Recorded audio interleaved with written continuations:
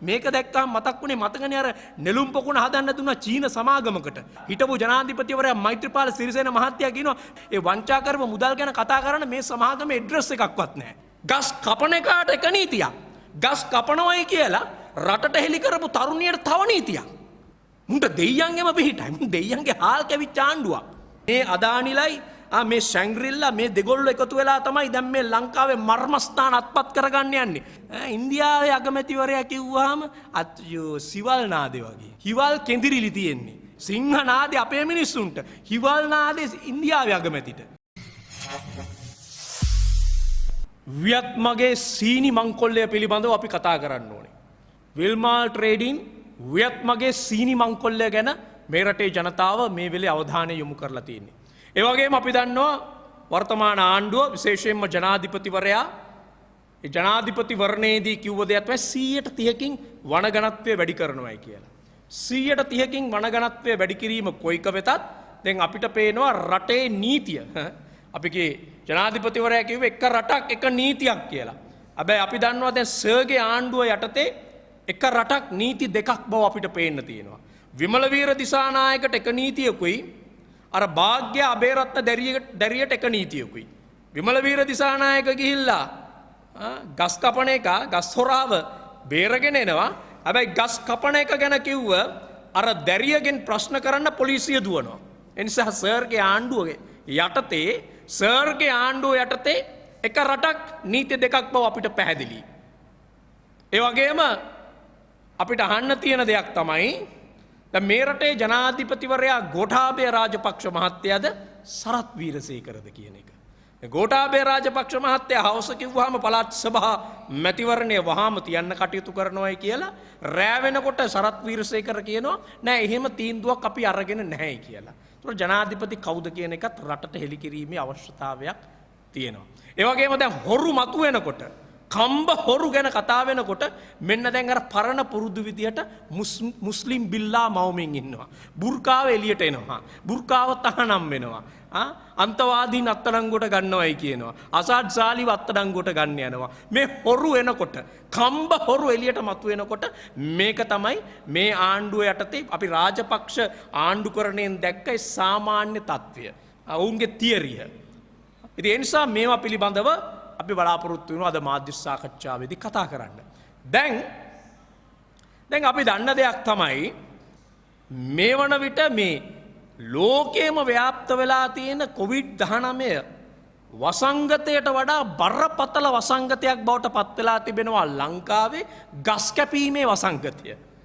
පරිසර විනාශ කිරීමේ වසංගතය. උඩ ඉඳලා පහළටම ආණ්ඩුවේ උඩ ඉඳලා පහළටම ගස් කපන එක දැන් වසංගතයක් බවට පත් කරගෙන තියෙන්නේ. හැම තැනින්ම ඇහෙන්නේ ඒක තමයි. ඇල යූරේ ගස් කපනවා, ගම් යූරේ ගස් කපනවා, එක්ක ගංගාවර වැලි ගොඩ දානවා. වැලි ගොඩ දැමීම සඳහා වැලි ප්‍රවාහණය සඳහා අනපනත් නැති කරනවා, ඒවා ලීල් කරනවා.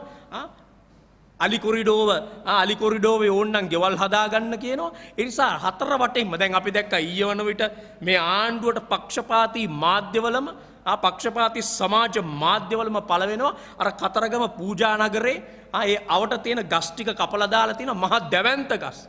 පළු වීර වගේ මහා දැවැන්ත මී වගේ දැවැන්ත ගස් කපලා දාලා තිනවා හෙලිකොප්ටර් රංගනය පුළුල් කරන්න කියලා. දෙයියෝ වඳින්න යන්නේ හෙලිකොප්ටරෙන්. දෙයියන්ගෙම පිටයි මුන්ට. මේ දෙයියෝ වඳින්න යන විදිය. දැන් ඒවා අපි දැක්ක ඒවා ඡායාරූප සහිතව තියෙනවා. හතර වටේම ගස් කපනවා. ජනාධිපතිවරයා අපි දැක්ක කියනවා මන් දන්නේ නැහැනේ මෙච්චර පරිසර හානියක් වෙනවා කියලා කොහේ හරි ගිහිලා කියනවා. එහෙම පරිසර හානියක් වෙනවද කියලා ජනාධිපතිවරයා අහනවා. ඉතින් ජනාධිපතිවරයාට අපි කියන්න තියෙන්නේ ඔබ දන්නවාද නැද්ද කියන එක අපි දන්නේ නැහැ. හැබැයි ওই ගමින් ගමට යන වැඩසටහන ගියාම මේ රටේ ඉන්න ඕනෑම පොඩි එකෙක් 6ක් 4ක් දන්නේ නැති පොඩි එකෙක් දන්නවා ඊට පස්සේ අක්කර 200ක් 300ක් එළි වෙනවායි කියලා. අපි දන්නේ ජනාධිපතිවරයා මේක දන්නවද නැද්ද කියලා. හැබැයි ජනාධිපතිවරයාට මේ සම්බන්ධයෙන් බරපතල වගකීමක් තියෙනවා. මොකද ජනාධිපතිවරයා තමයි කිව්වේ මගේ වචනය තමයි චක්‍රලේඛනය. මගේ වචනයක් පිට වුණාම ඒ වචනේ ඇති චක්‍රලේඛනයක් වෙන්න. ඒ නිසා අපි දැක්ක 2001 චක්‍රලේඛනය අහෝසි කරනවා. 2001 චක්‍රලේඛනය ජනාධිපතිවරයා අහෝසි කරයි කියන්නේ. ජනාධිපතිවරයා විශේෂයෙන් වග කියන්න ඕනේ මේ රටේ අවශේෂ කැලෑ එළිවීම සම්බන්ධයෙන්. 2005 චක්‍රලේඛනයෙන් කිව්වේ ඒක. 2005 චක්‍රලේඛනයෙන් තමයි අවශේෂ වනාන්තර ආරක්ෂා කරපු විධිවිධාන තිබ්බේ. ඒතකොට 2005 චක්‍රලේඛනය ඉවතර දානවා. ඒක අහෝසි කරනවා. ඒ වගකීම ජනාධිපතිවරයා පවරන්න ඕනේ. ඒතකොට අපි දැක්ක ජනාධිපතිවරයා තමයි පරිසර වාර්තා දෙන්න පටන් ගත්තේ. අර සිංහ රාජ්‍යයට ගිහිල්ලා කිව්වා සිංහ රාජ්‍ය මැද්දෙන් පාර කපනකොට ගිහිල්ලා කිව්වා ඒකට පරිසර හානියක් වෙන්නේ නැහැ කියලා. අපි දැක්කා ගමින් ගමට යන වැඩසටහනට ගිහිල්ලා අර අලි කොරිඩෝවේ මිනිස්සු ඉන්නවයි කිව්වහම ඕකට අවසර දෙන්න අලි එන්නේ නැහැ කිව්වා මිනිස්සු ඉන්නවනම්. මේ විදිහට තනින් තන ගිහිල්ලා මිනිස්සු අත උස්සලා කිව්වහම මේ ගමේ මිනිස්සු නෙමෙයි. මේ ගමේ මිනිස්සුන්ගේ ප්‍රශ්න නෙමෙයි. අපි දන්නේ නැහැ ජනාධිපතිවරයා මේව දන්නවද නැද්ද කියලා. බොහොම සැලසුම් සහගතව මේ කොන්ත්‍රාත්කාරයෝ මේ ජාවාරම්කාරයෝ එක එක්කෙනා ධම්මලා අහන ප්‍රශ්න නැගිටලා අහන්නේ මොනවද? ඒවා ගමේ මිනිස්සුන්ගේ ප්‍රධාන ප්‍රශ්නද? මිනිස්සුන්ගේ සෞඛ්‍ය ප්‍රශ්නද? මිනිස්සුන්ගේ මහාමාර්ග අධ්‍යාපනය පිළිබඳ ප්‍රශ්නද? නෑ අහන්නෙම කැලෑවක් කපාගන්නේ කොහොමද කියලා. අපිට මේ කැලෑව ඉන්න ඕනේ, අපිට රක්ෂිතේ ඉන්න ඕනේ, මේ වනාන්තරයේ ඉන්න ඕනේ, අපිට අලි කොරිඩෝව තියෙන තැන ඉන්න ඕනේ. දැන් මේවා මේ රටේ ඒ ගමේ ජනතාවගේ ප්‍රධාන ප්‍රශ්නද? මොකද ජනතාව දන්නවා අලි කොරිඩෝවක ඉන්නකොට තියෙන ප්‍රශ්නේ. වන රක්ෂිතේ ගෝමනාව ඒ ගමේ මිනිස්සු දන්නවා. මේවා ගමේ මිනිස්සු අහන ප්‍රශ්න නෙමෙයි. කැලෑ පාළුව අහන ප්‍රශ්න. මේ ආණ්ඩුව බලයට පත් කරපු ඒ කැලෑපාරුව කොන්ත්‍රාත්කාරයෝ කැලෑ ටික කපා ගන්න මිනිස්සු ධම්මලා අස්සන ප්‍රශ්න. ඉතින් මිනිස්සු ධම්මලා ප්‍රශ්න ඇහුවාම ජනාධිපතිවරයාගේ කටින් වචනයක් පිට වෙච්ච ගමන් ඒක ගැසට් එකක් වෙනවා. එතකොට ඒක බාර ගන්නවා. දැන් මේ වෙලා තියෙන ජනාධිපතිවරයාටත් සමහර විට දැන් මේක පාලනය කරගන්න බැරි වෙලා ඇති. මොකද ජනාධිපතිවරයාත් කිව්වට පස්සේ ওই ටිකේ ඉන්න ඕක කමක් නැහැ අලියෙන්නේ නැහැ කොරිඩෝව හිටියට ප්‍රශ්නයක් නැහැ. මේක නම් කරන්න මිනිස්සුන්ට ඉන්න ඉඩ දෙන්න කියලා කිව්ව ගමන් කරන්නේ මොකද්ද? කපනවා කැලෑව. ඒ නිසා මේක වසංගතයක් බවට පත් වෙනවා. දැන් COVID-19ට වඩා බරපතල වසංගතයක් බවට පත් වෙලා තියෙන එකයි පරිසර විනාශය. හැම එකම කපනවා. බාරගත්තේ. එහෙමනේ බාරගන්නේ. මහා කෙනා කිව්වට පස්සේ ඉහළ පුටුවේ කෙනා කිව්වට පස්සේ ඕක එලි කරපල්ලා. ඕකේ පදිංචි වෙයල්ලා කියලා. එතනින් අතර වෙන්නේ කපනවා දිගට හරාට. දැන් වෙන්නේ ඒක. දැන් මේ වෙමින් තියන්නේ ඒක. දැන් මේක වෙනකොට දැන් අපි දැක්කා මේක ඇත්තටම දැන් අපි දැක්කා මේක සම්බන්ධයෙන් අර තරුණියක් දැරියක් මේක පිළිබඳව බොහොම නිර්භය ලෙස කතා කරනවා. අපි දැක්කේ අර සිරස මාධ්‍ය ආයතනයේ ඒ වැඩසටහනකට ඒ දැරිය හැබැයි ලක්ෂපතියෙක් උනේ නැහැ. හැබැයි ඒ දැරිය ලක්ෂපතියෙකුට වඩා බරපතල ආකාරයෙන් මේ ප්‍රශ්නයක් නතු කළා. ඒ දැරිය ආවේ තමන්ගේ හෘද සාක්ෂිය ඇතුව හෘද සාක්ෂියට එකඟව ගමේ තියෙන ප්‍රශ්නයක් මතු කරා ඒ මාධ්‍ය ආයතනයට ඇවිල්ලා. ඒ වැඩසටහනේදී අපි දැක්කා දැරියට තිබුණු ධෛර්යය. දැරියගේ තාත්තා බය වෙලා හිටියා. ගමට යන්න බැරි වෙයිද පුළුවන් වෙයිද කියන ප්‍රශ්නේ ඒ තාත්තා මතු කළා. හැබැයි දැරිය බය නැතුව ඒ ප්‍රශ්නේ මතු කළා. ගමේ තියෙන ප්‍රශ්නේ පරිසරයට වෙන හානිය. මේක නිකන් හරියට මේ දැරිය දැක්කහම අපිට මතක් වුණේ අර ග්‍රේටා තම්බර්ග්. මාධ්‍යවේදී ඔබ සහෝදරවරු දන්නවා ඇති ග්‍රේටා තම්බර්ග් කියන්නේ කවුද කියලා. මේ ලෝකේ ඉන්න ලාබාලම පරිසර ක්‍රියාකාරිනිය ඇක්ටිවිස්ට් අවුරුදු දැන් 2003 ඉපදිච්ච මේ දැරිය දැන් අවුරුදු 18යි තාම. අවුරුදු 18ක මේ දැරිය තමයි ලෝකයේ ලාබාලම පරිසර ක්‍රියාකාරිනිය. එක්සත් ජාතීන්ගේ සංගමේ පරිසර සමුළුව අමතලා ඒ පරිසර සමුළුවට ආපු සියලු රාජ්‍ය නායකයන්ට අභියෝග කළා. ඇමරිකාවේ රාජ්‍ය නායකයාගේ ඉඳලා ඉන්දියාවේ රාජ්‍ය ናයකයා වෙනකම්ම යුරෝපයේ රාජ්‍ය නායකයෝ ඉදිරිපිට බොහොම නිර්භය ලෙස කිව්වා උඹලා පරිසරය විනාශ කරනවා. උඹලා පරිසරය විනාශ කරනවා කර්මාන්තකරණයේ ප්‍රශ්න සංවර්ධනයේ ප්‍රශ්න ජීව විවිධත්වය විනාශ කරන එක ගෝලීය උණුසුම ඉහළට යන එක සම්බන්ධයෙන් සියලුම රාජ්‍ය නායකයෝ වග කියන්න ඕනේ කියලා නිර්භය ලෙස කිව්වා.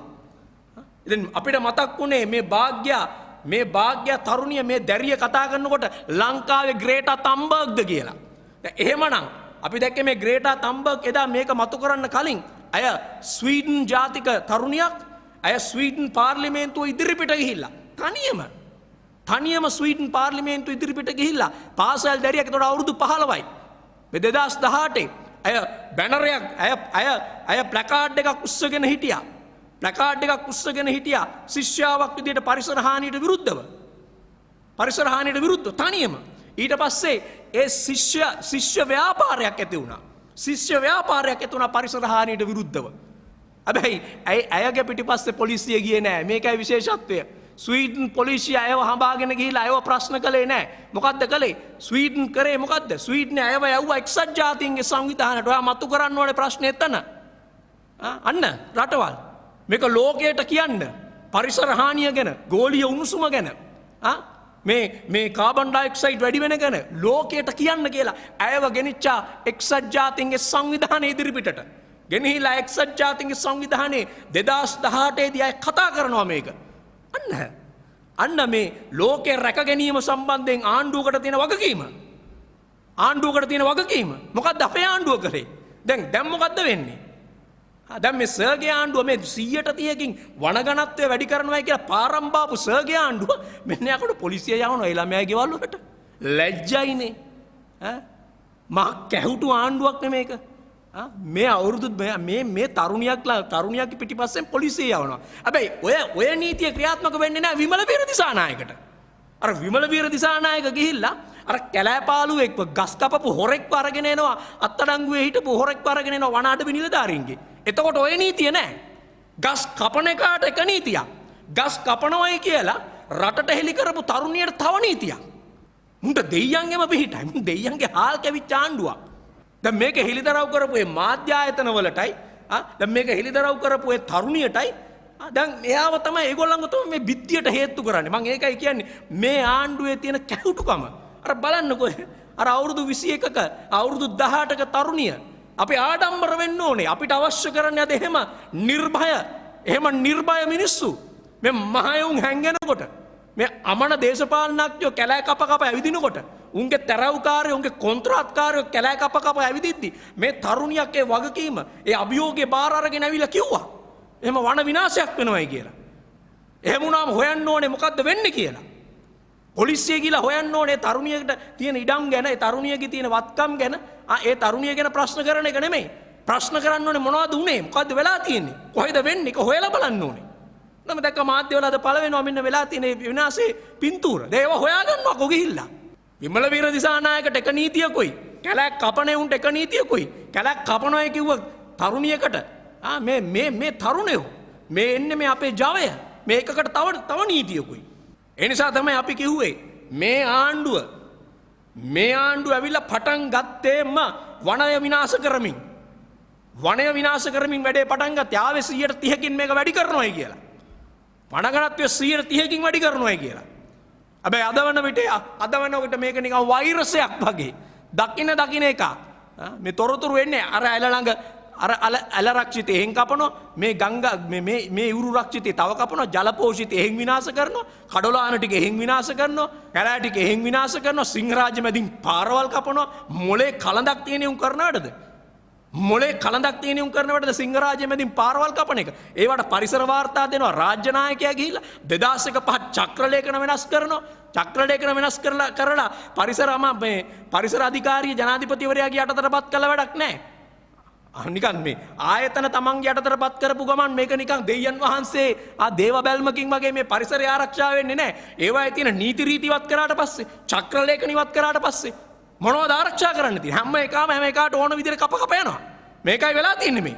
ඒකට ජනාධිපතිවරයා වග කියන්න ඕනේ. පැහැදිලිවම ජනාධිපතිවරයා වග කියන්න ඕනේ චක්‍රලේඛන වෙනස් කිරීම සම්බන්ධයෙන්. ඒක ජනාධිපතිවරයාගේ වගකීමක්. තමන්ගේ වචනේ චක්‍රලේඛන වෙනවයි කියලා කිව්වට පස්සේ රටේ නීතියක් තියෙනවා. සේන පිළිබඳව ජනාධිපතිවරයා වගකීම් බාර මේ පරිසර විනාශය පිළිබඳව ජනාධිපතිවරයාට පැහැදිලි වගකීමක් තියෙනවා.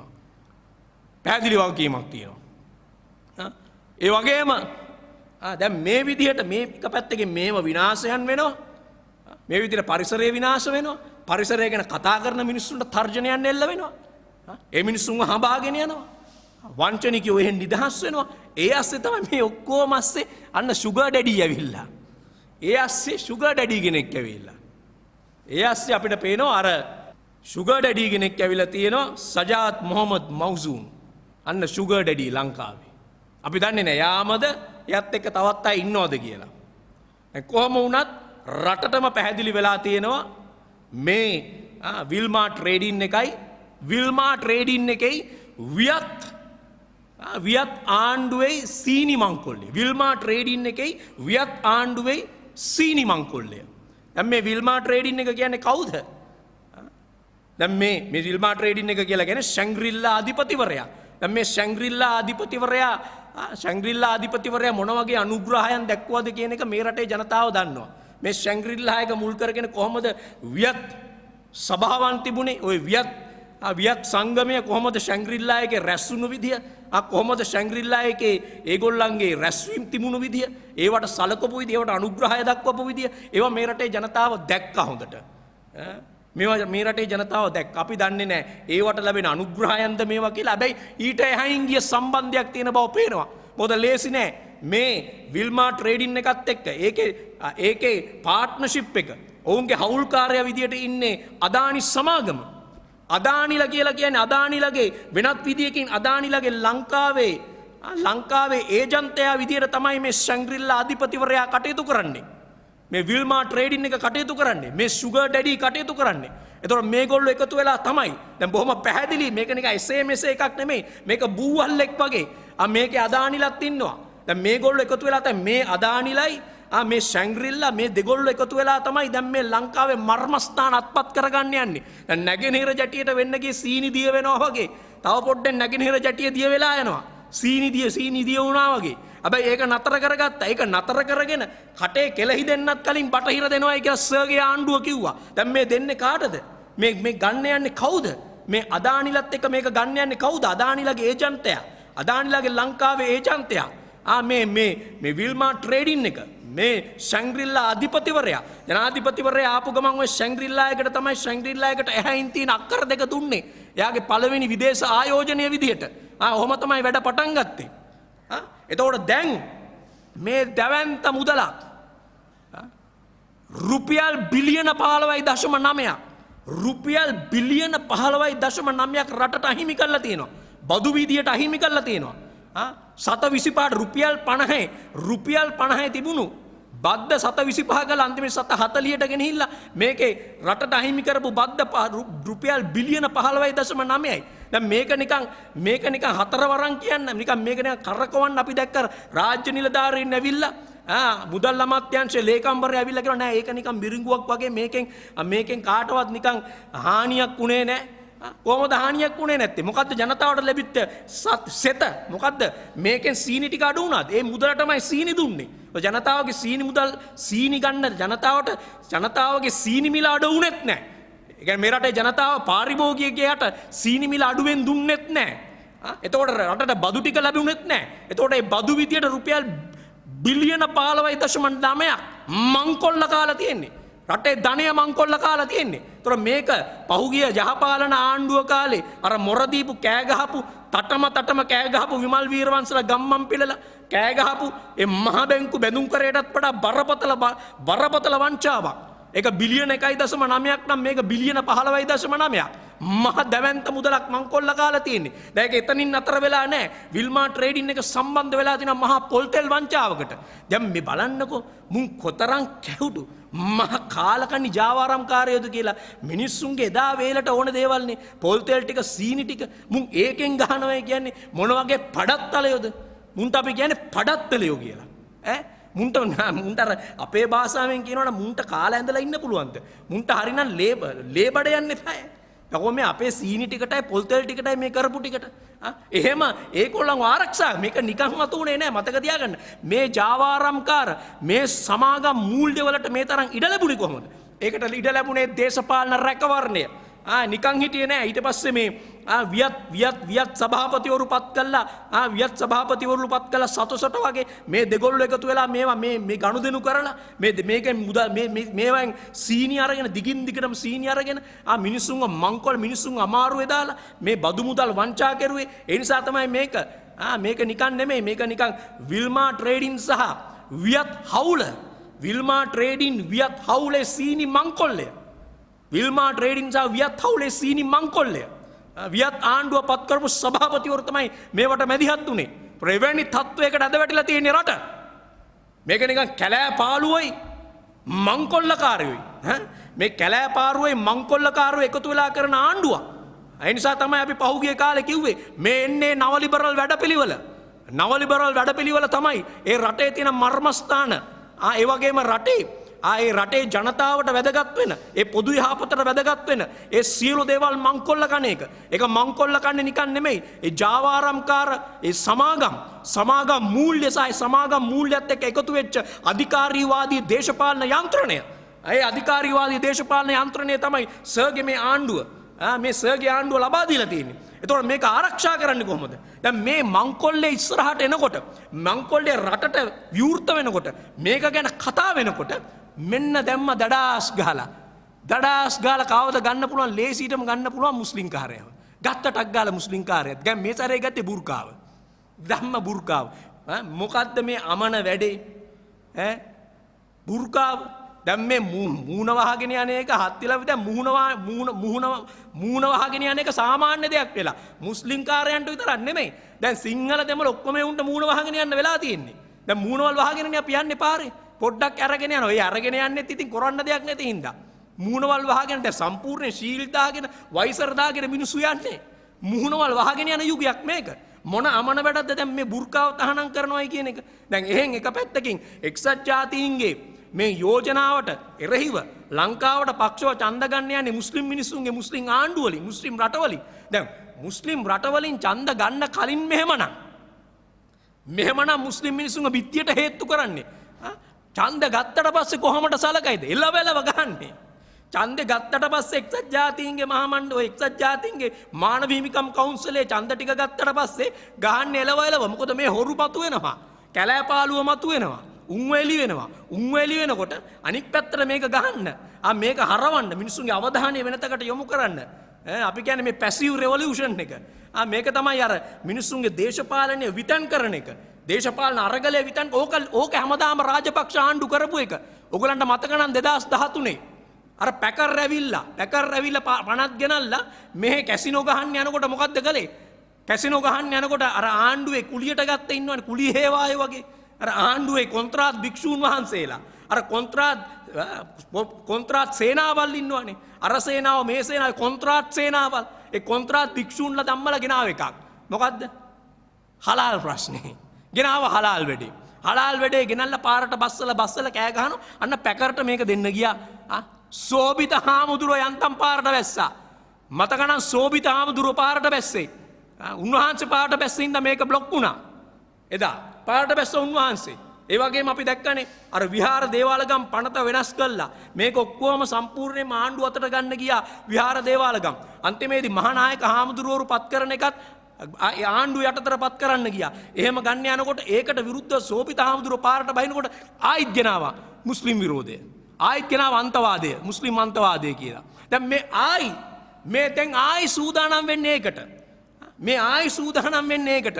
අද ඒකට සූදානම් කරලා තියෙන බලයෙන් ඉන්නවා. දැන් ආයි අර කොන්ත්‍රාත් භික්ෂූන්ව දානවා. ආයි අර කොන්ත්‍රාත් සේනාවල් ටික පාරට බස් වෙනවා. අර නිකම් මේ පාස්කු ප්‍රහාරයට නම දාලා තියෙන්නේ, මේ නම දාලා තියෙන දඬුවම් දෙන්න කියලා හිතන්න එපා. නම දාලා තියෙන වැඩ ගන්න, වයින් කරන්න. මොකද දැන් හතර අතින් කඩන් වැටිලානේ තියෙන්නේ. හතර අතින්ම මේ අබසරණ කණ්ඩායම් වල, අපි කියන්නේ මේ අබසරණ කණ්ඩායම් වල ලෙජිටිමසි කඩන් වැටිලා තියෙන්නේ. ඒගොල්ලන්ගේ ලෙජිටිමසි කඩන් වැටිලා තියෙන්නේ. ඒගොල්ලන්ට තවදුරටත් මේවා ඉදිරියට ගෙනියන්න විදිහක් නැහැ. ඒගොල්ලන්ට මේවා තවදුරටත් ඉදිරියට ගෙනියන්න විදිහක් නැහැ. ඉතින් ඉදිරියට ගෙනියන්න විදිහක් නැති වෙනකොට මේගොල්ලන්ව වයින් කරන්න, මේගොල්ලන්ගෙන් වැඩ ගන්න තමයි දාලා තියෙන අරකට. දාලා තියනවා නම දාලා තිබ්බහම ඔන්න පාරට එනවා. දැන් බෞද්ධ ව්‍යාපාර මර්ධනය කරන්න මේවා නම් දාලා තියනවා.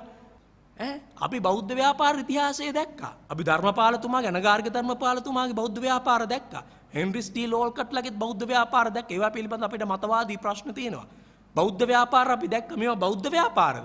මේවට බෞද්ධ ව්‍යාපාර කිව්වොත් එහෙම ඒ බෞද්ධයන්ට ඒ බෞද්ධ ව්‍යාපාර වලට කරන බරපතල අගෞරවයක්. මේවා බෞද්ධ ව්‍යාපාරද? මන්ත්‍රී ධූරයක් හම්බ වෙච්ච ගමන් මන්ත්‍රී ධූරය බේරගන්න මිනිමරා ගන්න ගියා. මතක නම් ඔයගොල්ලන්ට එක මන්ත්‍රී ධූරයයි හම්බුනේ. මන්ත්‍රී ධූරය බෙදා ගන්න මිනිමරා ගන්න ගියා. යාන්ත්‍රාංග මිනිමරා ගන්න එක බේරුනේ. මිනිමරා ගනින්න බේරුනේ V8 එකක් හම්බ වෙච්ච හින්දා. V8 එකක් හම්බ වෙච්ච හින්දා මිනිමරා ගනින්න බේරුණා. නැත්තම් එකෙක් මැරෙනවා. දැන් එහෙම මිනිස්සු තමයි දැන් මේ ආයි ඇවිල්ලා කියන්නේ අපේ බෞද්ධ ව්‍යාපාරය අපි තමයි ඇවිල්ලා මේ බෞද්ධයෝ රැකගන්නේ. බෞද්ධයෝ රැක ගන්න නෙමෙයි බඩවියත රැක ගන්න දැඟලුවේ. V8 එකක් ගන්න V8 යන්තම් V8 එකකින් යන්තම් පණවල් ටික බේරුණා. නොමැරි බේරුණා V8 එකක් හම්බ වෙච්ච හින්දා. නැත්තම් ඔය පාර්ලිමේන්තු මන්ත්‍රී ධූරය ගන්න එකෙක් මැරෙනවා. එක්කෙනෙක් මැරිලා යනවා. ඉතින් එවැනි තත්වයකටපත් වෙච්ච මිනිස්සු දැන් මේගොල්ලන්ට පුළුවන් ද මේ බෞද්ධ ව්‍යාපාර වලට නායකත්වය දෙන්න. දැන් මේගොල්ලෝ මේ බෞද්ධ ව්‍යාපාර කියන්නේ නැහැ. මේගොල්ලෝ ඇවිල්ලා වයින් කරපු බෝනික්කෝ. මේගොල්ලෝ තමයි වයින් කරපු බෝනික්කෝ. මේගොල්ලන්ව ධම්මලා තියෙන්නේ මේ සමාජ ආර්ථික ප්‍රශ්න දේශපාලන ප්‍රශ්න යට ගහන්න. දැන් ඔය සීනි ප්‍රශ්නේ ආපු ගමන් එකපාරටම ආවා පාපිසි ප්‍රශ්නය. කොඩි පාපිස්ස ගෙනාවා. දැන් කොඩි පාපිස්ස හරි ගියේ නෑ මිනිස්සු ඕක ගත්තේ නෑ. කොඩි පාපිස්ස ගෙනාවා. ඊට පස්සේ දැන් බැරි වෙනකොට නායි කැරකිලා අල්ලගත්තා මුස්ලිම් කාර්යව. මුස්ලිම් කාර්යව අල්ලගෙන මුස්ලිම් හැමට තඩි බබා මේක ගෙනියන්න හදන්නේ. හැබැයි මිනිස්සු ඔය අන්තට්ටුව ගලවලා ඉවරයි. හැමදාම මිනිස්සු එකම බොරුව කියලා රවට්ටන්න බෑ. මිනිස්සු දන්නවා මොකද්ද වෙන්නේ. මේ ප්‍රශ්නේ එනකොටම මේක ගේන්නේ. මේක එන්නේ මේ ගේන්නෙම ප්‍රශ්නයක් එනකොට. ආණ්ඩුවේ හොරකම් එළි වෙනකොට ආණ්ඩුව කරන තක්කඩි වැඩ ටික එළි වෙනකොට මේක මගහරින්න මේක ආපස්සට හරවන්න දේශපාලන අරගලය ආපස්සට හරවන්න තමයි මේ ප්‍රශ්න මතු කරන්නේ. ඒක තමයි අති දක්ෂිණාංශික වාමාංශික දේශපාලනයේ ස්වરૂපය. ලංකාවේ විතරක් නෙවෙයි ලෝකේ හැමතැනම මේ විදිහට අති දක්ෂිණාංශිකයන් කරන්නේ දේශපාලනයේ යට කරන්න වර්ගවාදය, අන්තවාදය, ආගම්වාදය මේක මතු කරන එක තමයි ස්වභාවය වෙලා තින්නේ. ඒක ලෝකයේ පුරාම අපි දකිමින් තිබෙන දේ. ඒ වගේම දැන් අපිට අහන්න තියෙන දෙයක් තමයි දැන් ජනාධිපතිවරයා ඉන්දියාවේ අගමැති උදේට කතා කරපු ගමන් හවස ඉඳන් කිව්වා නෑ අපි පළාත් සභා තියනවායි කියලා. පළාත් සභා අපි තියන්න යනවායි කියලා ඔක්කොටම ලෑස්ති වෙන්න කියලා කිව්වා. අපි දැක්ක උදේ ඉන්දියාවේ අගමැතිවරයා කතා කරා හවස් වෙනකොට ජනාධිපතිවරයා කටින් පිට වුණා අපි පළාත් සභා මැතිවරණයට ලෑස්තියි කියලා. මේකත් නිකන් හරියට උගතෝ කෝටි කාණ්ඩුවක්. එක්කෙනෙක් වම් අතින් කරන දේ දකුණු අත දන්නේ නෑ. එහෙමයි. ඔළුව කරන දේ කද දන්නේ. ජනාධිපතිවරයා කියන දේ සරත් වීරසේකර මහත්තයා දන්නේ. එයා කියනවා නෑ අපි එහෙම තීන්දුවක් ගත්තේ නැහැ කියලා. යකෝ දැන් රටේ ජනාධිපති සරත් වීරසේකර මහත්තයාද ගෝඨාභය රාජපක්ෂ මහත්තයාද? කවුරු කියන එකද මේ රටේ මිනිස්සු පිළිගන්නේ? දෙයියනේ කතා වෙලා එකක් කියහල්ලකෝ. එකක් කියහල්ලා ඉන්දියාවේ අගමැතිවරයා කතා කරලා කිව්වට පස්සේ මේක හායි කියනවා. දැන් ඒක තමයි ප්‍රශ්නේ. දැන් මේ රටේ ජනතාව කියනකොට මේ රටේ අනෙකුත් ජන කොටස් කියනකොට අපිට බලය බෙදීමක් අවශ්‍යයි කියලා. එතකොට නෑ. එතකොට දහන්නේ සිංහනාදේ. එතකොට සිංහනාදේ. එව්වා කොහෙද අපිත් එක්ක අපි මේක ව්‍යවස්ථාව වෙනස් කළා මේක අහෝසි කරනවා. එතකොට සිංහනාදේ. හැබැයි ඉතින් ඉන්දියාවේ අගමැතිවරයා කිව්වහම සිවල් නාදේ වගේ. හිවල් කෙඳිරිලි තියෙන්නේ. එතකොට තෙපර කියනවා අපි මේක තියනවායි කියලා. සිංහනාදේ අපේ මිනිස්සුන්ට. හිවල් නාදේ ඉන්දියාවේ අගමැතිට. ඕකනේ තරම ජාත්‍යන්තරයට බය නැහැ කියනවා. ජාත්‍යන්තරය කිව්වහම තමයි ඔක්කොම. ඉම්රාන් ඛාන් කිව්වහම මේ අර මේ මොකක්ද එකපාර පුච්ච හිටපු මුස්ලිම් දේහයන් ටික ඔන්න වල දාන්න ගත්තා. එහෙමනේ. දැන් ආයි ඉම්රාන් ඛාන් කිව්වහම බුර්කාව ආයිත් දැන් බුර්කාව කමක් නැහැ කියන්නත් පුළුවන්. ඉම්රාන් ඛාන් මහත්තයා කතා කරලා කිව්වොත් එහෙම කවුරු හරි පාකිස්තානයේ තානාධිපතිවරයා හරි කවුරු හරි මොකක් හරි පණිවිඩයක් නිකුත් කරොත් එහෙම හායි කියලා ඔන්න දැන් එතකොට කියන්නේ නෑ මේ බුර්කාවේ දැන් ප්‍රශ්නයක් නෑ කියලා. ඔන්න මේ ආණ්ඩුවේ අර තියෙන ජවය. ඔන්න ආණ්ඩුවේ තියෙන ජවය. මේ ඉතින් අපි දකිනවනේ දැන් ඕන කෙනෙකුට ඕන විදියට නිදහසේ වැඩ කරන්න පුළුවන්. මේ ආණ්ඩුව කතා කරනවා අපිට ජවයක් තියෙනවා අපි බය නෑ. මොනවද බලක්වන්න පුළුවන්? අර ඉන්දියාවේ මහා කොමසාරිස්වරයා යනවා. ඉන්දියාවේ මහා කොමසාරිස්වරයා උතුරේ යනවා. එයා ගිහිල්ලා උතුරේ තියෙන පක්ෂ එක්ක කතා කරනවා. එයා ගිහිල්ලා බය නැතුව කතා කරනවා. දැන් අපි දැක්කනේ ශ්‍රී ලංකා භාරතීය ජනතා පක්ෂය කියන එක හදන්න අවශ්‍ය කරන පසුබිම හදලා තියෙනවා. ආයෝකම හොද මඩේ දාන්න ඕනේ ඒක තමයි වැඩේ. ඒගොල්ලෝ එතනට යනවා. එයා ගිහිල්ලා එකත් එක්ක කතා කරනවා. එයා ගිහිල්ලා අවශ්‍යම දේශපාලනඥයෝ එක්ක කතා කරනවා. කොහෙනම් කතා කරන්න එපා. කො ආණ්ඩුව මීක් නැහැ. ආණ්ඩුවට දෙකොණ පුට්ටු වෙලා ආණ්ඩුවෙන් වචනයක් පිට වෙන්නේ නැහැ. ආණ්ඩුව එතකොට කරන්නේ මොකද? බුර්කාවයි කොහෙන් හරි අන්තවාදීන් හම්බුණයි කියන එකයි අසත්සාලිව කොටු කරගන්න එක ඒවා තමයි කතා කරන්නේ. ආණ්ඩුව මීක් කියන්නේ නැහැ. ඔය විදිහටම තමයි අපි දැක්කනේ ඉන්දියාවත් එක්ක නිකන් හෙට්ටු වෙන්න ගිහිල්ලා මට්ටු වෙච්ච විදිය ජේ.ආර්. ජයවර්ධනලා වගේ අය අන්තිමේදී LTT එකට පස්සේ සහාය දීලා නතර වුණේ. ඒ රටවල් එක්ක ගනුදෙනු කිරීමේ ස්වභාවයත් රාජ්‍යතාන්ත්‍රික ස්වභාවයක් තියෙනවා. ඕනවට වඩා ඒ රටවල් ප්‍රකෝප කරන්න ගියාම එහෙමනේ කරන්නේ. නිකන් කොනිත් දානවා. අපි ඕගොල්ලෝ එහෙමනම් අපි මෙහෙමයි චීනුන්ට දෙනවා. ඉන්දියාවට ආසන්නයේම දූපත් වුණා. දීලා ප්‍රකෝප කරනවා. ඊට පස්සේ වෙන්නේ ඕවා තමයි. ඊට පස්සේ ඕවා ඔතනින් නතර වෙන්නේ නැහැ. මැදිහත් වීම කරනවා. දැන් මේ ආණ්ඩුව කරන්නේ ඒක තමයි. මේ ආණ්ඩුව විදේශ ප්‍රතිපත්තිය වෙලා තියෙන එක්කෙනෙක් වරිද්දනවා අනිත් එක්කෙනාව රිද්දනවා. එයා රිද්දලා මොකක් කරනකොට එයාට දෙනවා. මෙයා මොකක් හරි කරනකොට එයාට දෙනවා. දැන් අන්තිමේදී අදානිලයි ෂුගර් ඩැඩිලයි එකතු වෙලා අදානිලයි අර විල්මා ට්‍රේඩින්ලයි එකතු වෙලා මේ රටේ මර්මස්ථාන ටික ගන්නවා. ඉන්දියන් ආණ්ඩුව කියනවා නෑ අපි ඕකට සම්බන්ධයක් නෑ අපිත් එක්ක ගිවිසුම් නෑ ලංකා ආණ්ඩුවට ඒක ඒගොල්ලෝ සමාගම් එක. ඒක තමයි භයානකම. ආණ්ඩුව නෙමෙයි මැදිහත් වෙන්නේ. ආණ්ඩුව එක්ක නෙමෙයි සාකච්ඡා කරන්නේ. සමාගම් මූල්‍ය. මේකයි බරපතලම තත්ත්වය. සමාගම් මූල්‍ය. ඒ ජාවාරම්කාර සමාගම් ලෝකේම විරෝධයට ලක් වෙච්ච සමාගම් බරපතල විදියට විවේචනයට ලක් වෙච්ච සමාගම් මේ රටේ මර්මස්ථාන වලට මැදිහත් වෙලා තියෙනවා. මංකොල්ල කරනවා මිනිස්සුන්ගේ බදු ටික. බදු මංකොල්ල කාලා මිනිස්සුන්ව බරපතල විදියට අපහසුතාවයට පත් කරනවා. ඒ විදියට නතර වෙන්නේ මේක තමයි රටේ ආර්ථිකය සම්බන්ධයෙන් අද ඇති වෙලා තියෙන බරපතල තත්ත්වය. දැන් ආර්ථික මර්මස්ථාන ආර්ථික වශයෙන් සම්පත් වත්කම් තියෙන දේවල්. දැන් අපිට ඒ වගේම අපි දකිනවා මාධ්‍ය වලින් අර බිලියන 7ක විතර වත්කම් තියෙන අර ෆින්ගාරා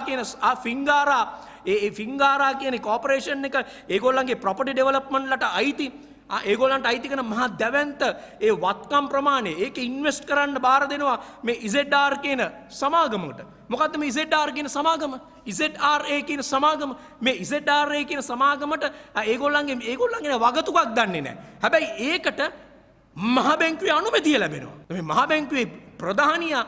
බැංකුවේ ප්‍රධානියා විදියට ඉන්නේ මේ රටේ මේ පරම්පරා ගණනාවකට ආර්ථික විද්‍යාව උගන්වපු මහාචාර්යවරයා.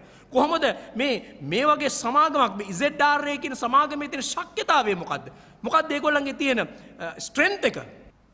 කොටින්ම කියනවා නම් ZRA කියන සමාගමේ වෙබ්සයිට් එක වැඩ කරන්නේත් නැහැ. මේක හරියටම මේක දැක්කම මතක් වුණේ මතකනේ අර නෙළුම් පොකුණ හදන්න දුන්නා චීන සමාගමකට හදන්න දුන්නාට පස්සේ අපි දැක්කා හිටපු ජනාධිපතිවරයා මෛත්‍රීපාල සිරිසේන මහත්තයා කියනවා මේ සමාගම කොච්චර මුදල් ප්‍රමාණයක් වංචා කළාද කියනවනම් ඒ වංචා කරපු මුදල් ගැන කතා කරන්න මේ සමාගමේ ඇඩ්‍රස් එකක්වත් නැහැ. මේවා ඉදිරියට වෙබ්සයිට් වැඩ කරන්නේත් නැහැ. ඒකේ අනික් කොටස මේ. ඒකේ දෙවනි තැන තමයි මේ බිලියන් 7ක් තියෙන වත්කම් තියෙන දෙයකට ඉන්වෙස්ට් කරන්න. ආද මේක පාලනය කරන්න මේ ZRA කියන සමාගමකට දෙනවා. මේ ZRA කියන සමාගමේ ඇඩ්‍රස් නැහැ. ඇඩ්‍රස් එකක් නැහැ, සම්බන්ධයක් නැහැ. කවුරු හරි කාන්තාවක් පිරිමියෙකුයි මේක පටන් අරන් තියෙනවා. ඒ මිනිස්සු දීලා තියෙන්නේ නිකන් හෑන්ඩ් ෆෝන් නම්බරයක්. ඒ හෑන්ඩ් ෆෝන් නම්බරයක් දීපු සමාගමක්. ඒ වගේ ලෙටර් හෙඩ් එකක් තියෙන සමාගමකට තමයි මේවා බාර දෙන්නේ. මේක තමයි මේ කවුද මේ? මේවා තමයි මේ මංකොල්ලය. මේක තමයි නව ලිබරල් වැඩේ. මේ අපේ තියෙන සම්පත් අපේ තියෙන මර්මස්ථාන අපේ තියෙන වත්කම් මේ සමාගම් හත ජාවාරම්කාරයන්ට විකුණගෙන කන්න ජාවාරම්කාරයන්ට ලාභ ලැබෙන තැනට පත් කිරීම. ඉතින් මෙවැනි තත්වයකට බරපතල අනතුරුදායක තත්වයකට ආර්ථික වශයෙන් සමාජීය වශයෙන් දේශපාලන වශයෙන් බරපතල අනතුරුදායක තත්වයකට රට ඇද වැටෙමින් තිබෙනවා. එහෙම යනකොට වෙන්නේ මොකද්ද? මර්ධනය. මේවා කතා කරන්න අර දැන් අර භාග්‍යයා දැරියට ආවා වගේ අපිට පේනවා. දැන් අපි දැක්ක ඔය සිංහරාජ්‍ය ගැන කතා කරපු තරුණයවත් ඔය විදිහට ප්‍රශ්න කරනවා. මාධ්‍යවේදීන් ප්‍රශ්න කරනවා. ඒතර මේක තමයි අන්තිමේදී. මේක තමයි අතිදක්ෂිනාංශික දේශපාලන උපක්‍රමය. ඊට පස්සේ මේවට වෙන ඒවා දාලා දේශද්‍රෝහීන් කියයි, රාජ්‍යනෝන සංවිධානවල අතකොළුව කියයි, ඩොලර් කාක්කෝ කියයි. අර පහුගිය කාලේ ගෙනාපු ටික දැන් ගෙනෙමින් තියෙනවා. ඒකට ඕමනා කරන බෝනික්කෝ ටික වයින් කරලා දාලා තියෙනවා එළියට. මේක බරපතල අනතුරුදායක තත්වයක්. මේක දේශපාලනය මරා දැමීමේ වැඩපිළිවෙලකට වැඩපිළිවෙලකට ආණ්ඩුව සූදානම් වෙන බව අපිට පේන්න තියෙනවා. බොහොම ස්තුතියි. Life Traveler Reader's Digest වර්ගයේ YouTube නාලිකාව